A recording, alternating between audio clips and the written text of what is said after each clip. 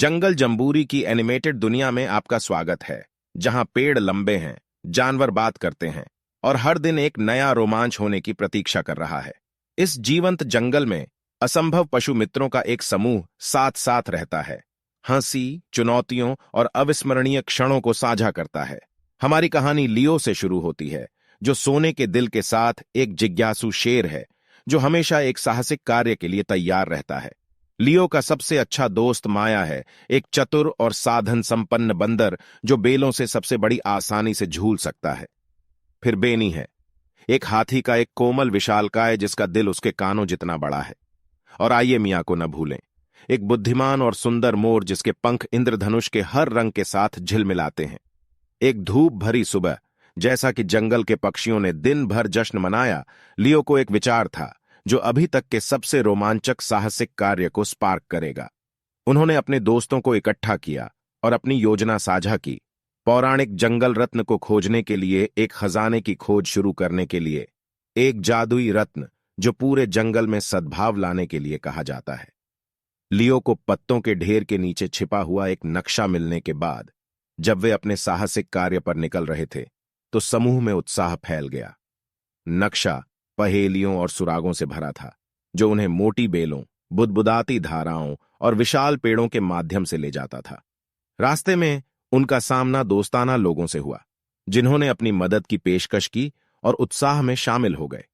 जैसे जैसे वे जंगल में गहराई से यात्रा करते गए, उनकी टीम वर्क और दोस्ती की परीक्षा ली गई।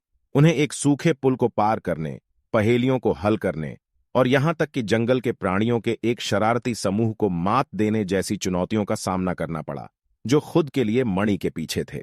हर चुनौती के माध्यम से लियो, माया, बेनी और मिया ने पाया कि उनकी अनूठी प्रतिभा संयुक्त होने पर उनकी सबसे बड़ी ताकत थी। अंत में ट्विस्ट और टर्न की एक श्रृंखला के बाद वे जंगल के दिल में पहुंच गए, जहां एक शानदार झरना एक चमकदार पूल में गिर गया। जैसे ही सूरज की किरणें पानी पर नृत्य करती थीं, उन्होंने जंगल रत्न को एक छोटे, काई से ढके आसन पर बसा हुआ देखा। विस्मय की भावना के साथ वे मणि के पास पहुंचे, महसूस किया कि इसकी जादुई ऊर्जा उनके चारों ओर फैल रही है। लेकिन जैसे ही वे मणि को छूने वाले थे, हवा का एक शक्तिशाली झोंका समाशोधन के माध्यम से बह गया। ये पहले के शरारती जीव थे, जिनका नेतृत्व फेलिक्स नाम की एक चालाक लोमड़ी कर रही थी। उन्होंने अपने लिए मणि की मांग की, ये मानते हुए कि यह उन्हें असीमित शक्ति प्रदान करेगा। एक पीछा किया गया। लियो और उसके दोस्तों ने लोमड़ी और उसके गिरोह को मात देने के लिए अपनी बुद्धि और टीम वर्क का उपयोग किया। एक रोमांचकारी क्लाइमेक्स में दोस्त फेलिक्स को एक गड्ढे में धकेलने में कामयाब रहे, जिसे उन्होंने चतुराई से तैयार किया था।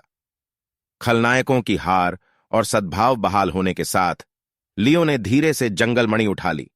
जैसे ही उसने इसे अपने पंजे में पकड़ा, मणि एक शानदार प्रकाश के साथ चमक उठी, जो जंगल को गर्म और चमकदार चमक में ढंक रही थी।